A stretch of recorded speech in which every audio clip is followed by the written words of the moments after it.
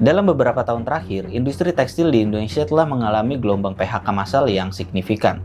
Sejak tahun 2022 hingga 2024, sekitar 60 perusahaan tekstil tutup, dan ini menyebabkan lebih dari 250 pekerja kehilangan pekerjaan mereka. Salah satu contoh terbaru adalah penutupan PT Sritex yang dimana ini merupakan pabrik tekstil terbesar di Indonesia dan Asia Tenggara, yang secara resmi mereka menghentikan operasionalnya pada 1 Maret 2025 dan mengakibatkan PHK terhadap 10 ribuan karyawan. Bagaimana cerita dari kebangkrutan pabrik tekstil terbesar di Indonesia ini dan kenapa industri tekstil Indonesia bisa seterpuruk itu?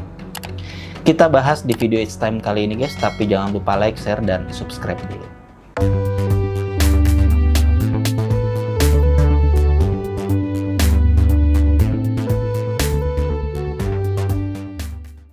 PT Sri Rejeki Isman Tbk atau yang biasa dikenal sebagai Sritex adalah perusahaan tekstil terkemuka yang didirikan pada tahun 1966 oleh Haji Muhammad Lukminto di Solo, Jawa Tengah.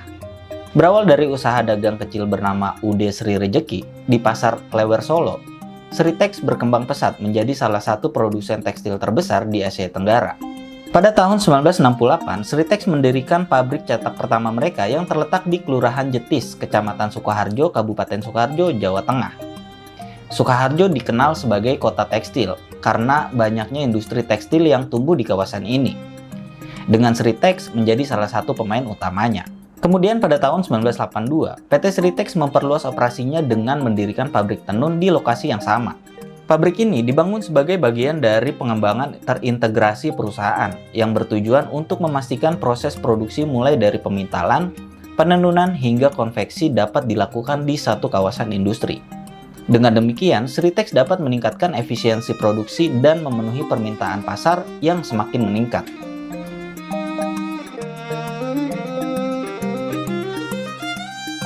Tonggak sejarah penting Sritex dimulai pada tahun 1994. Pada saat itu, Sritex dipercaya memproduksi seragam militer untuk NATO dan Angkatan Bersenjata Jerman. Tapi tidak hanya itu, Sritex juga menjadi penyedia seragam untuk beberapa negara lain, termasuk negara-negara di Timur Tengah dan Afrika. Pencapaiannya ini menandai pengakuan internasional atas kualitas produk mereka. Dalam hal kapasitas produksi, Sritex mengelola 4 divisi utama: pemintalan, tenun, pencelupan, dan konveksi. Pada masa puncaknya, perusahaan ini mampu memproduksi hingga 12 juta meter kain setiap bulan, dengan kapasitas konveksi mencapai 30 juta pakaian per tahun.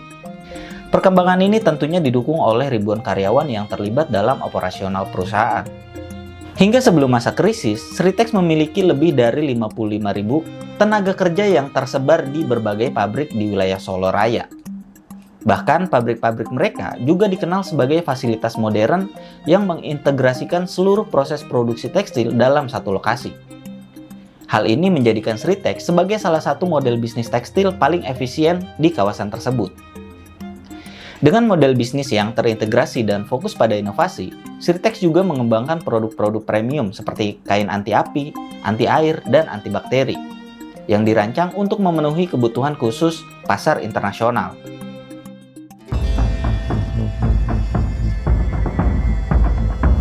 Masalah keuangan Sritex mulai muncul pada tahun 2020 ketika pandemi COVID-19 melanda dunia. Penurunan permintaan global terhadap tekstil dan pakaian, terutama dari pasar ekspor utama, seperti Eropa dan Amerika Serikat, membuat Sritex kehilangan pendapatan yang signifikan. Selain itu juga, kenaikan harga bahan baku seperti kapas juga menambah tekanan pada biaya produksi.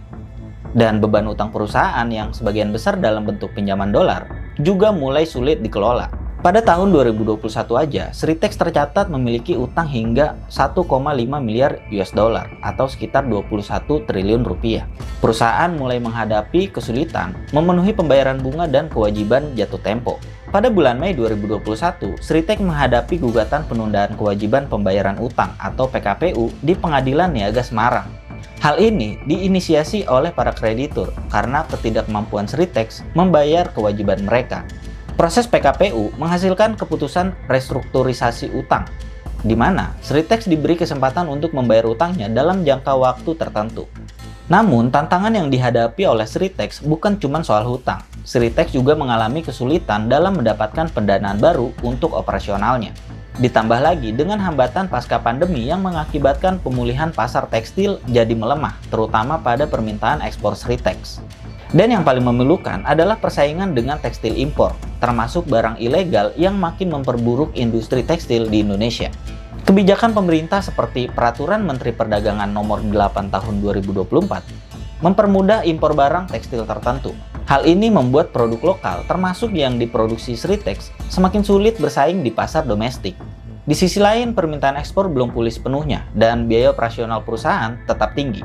Kombinasi faktor ini membuat Sritex terus merugi.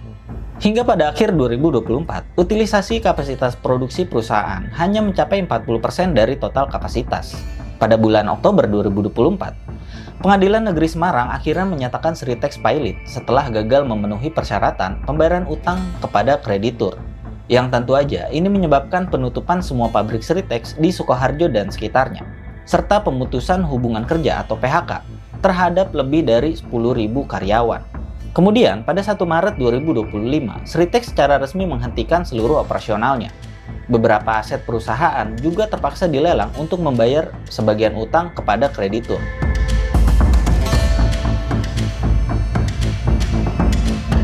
Penutupan PT Sritex dan beberapa pabrik tekstil lainnya di Indonesia membawa dampak sosial yang signifikan, terutama bagi para pekerja dan komunitas di sekitar industri tersebut. Apalagi, banyak dari pekerja ini adalah tenaga kerja yang tidak memiliki keahlian khusus, yang menyebabkan mereka kesulitan mendapatkan pekerjaan baru, terutama di sektor formal. Selain itu, di daerah Sukoharjo sendiri, tempat Sritex beroperasi, efek dari penurunan pabrik tekstil sangat terasa karena perekonomian setempat sangat bergantung pada industri tekstil. Komunitas di sekitar pabrik seperti pedagang kecil, penyedia layanan transportasi, dan penyedia makanan kehilangan pelanggan utama mereka. Penutupan pabrik-pabrik ini mempengaruhi ekosistem ekonomi lokal yang telah terbentuk selama bertahun-tahun. Dan ini memperburuk dampak ekonomi pada masyarakat di sekitarnya. Lalu kenapa industri tekstil Indonesia bisa seterpuruk itu? Sejak beberapa tahun terakhir, sebetulnya banyak banget pabrik-pabrik tekstil yang mengalami kebangkrutan. Di halaman laporan Tempo, tanggal 26 Desember 2024 aja, ada sekitar 60 perusahaan tekstil yang bangkrut dan melakukan PHK massal selama 2 tahun terakhir. Menurut Ketua Umum Asosiasi Produsen Serat dan Benang Filamen Indonesia, Retma Gita Wirawasta, situasi ini telah menyebabkan sekitar 250.000 karyawan industri tekstil di PHK. Dan ini adalah akumulasi dari PHK yang dilakukan secara bertahap. Salah satu faktor utama yang menyebabkan kebangkrutan perusahaan-perusahaan tekstil ini adalah meningkatnya impor pakaian jadi di pasar domestik. Seperti yang udah gue sebutin sebelumnya, kebijakan relaksasi impor yang diberlakukan pemerintah melalui Peraturan Menteri Perdagangan Nomor 8 Tahun 2024 ini dinilai memberikan dampak signifikan terhadap industri tekstil lokal. Hal ini tentunya memperburuk kondisi industri tekstil di Indonesia yang sebenarnya sudah mengalami deindustrialisasi selama 10 tahun terakhir. Jadi, bisa dibilang kebangkrutan industri tekstil di Indonesia ini juga karena ada peran dari pemerintah yang mempermudah impor barang jadi ke Indonesia. Dan seperti yang kita ketahui, produk murah dari Cina yang membanjiri pasar tekstil di Indonesia juga sangat mempengaruhi persaingan produk tekstil di Indonesia. Hal yang paling terlihat adalah dari segi harga, yang seringkali barang dari Cina ini dijual dengan harga yang sangat murah gitu. Sehingga produk tekstil Indonesia sangat sulit bersaing, baik itu di pasar domestik maupun di pasar internasional. Dan kalau ngomongin harga, sebagian besar bahan baku seperti kapas juga kan masih diimpor, sehingga biaya produksinya juga terpengaruh oleh fluktuasi nilai tukar rupiah terhadap dolar Amerika. Ketika nilai rupiah melemah, harga bahan baku juga melonjak, yang menyebabkan harga produk akhir menjadi tidak kompetitif.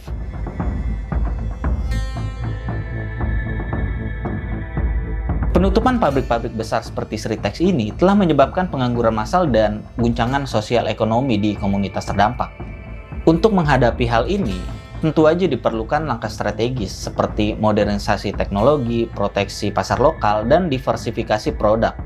Dengan kebijakan yang tepat dan dukungan dari semua pihak, industri tekstil masih memiliki peluang untuk bangkit dan kembali menjadi salah satu sektor andalan perekonomian nasional. Oke deh, segitu dulu video kali ini. Silahkan like dan share video ini supaya bermanfaat. Jangan lupa juga subscribe Bernarasi. Sekian dulu gua Fajar. Sampai ketemu lagi di video berikutnya guys.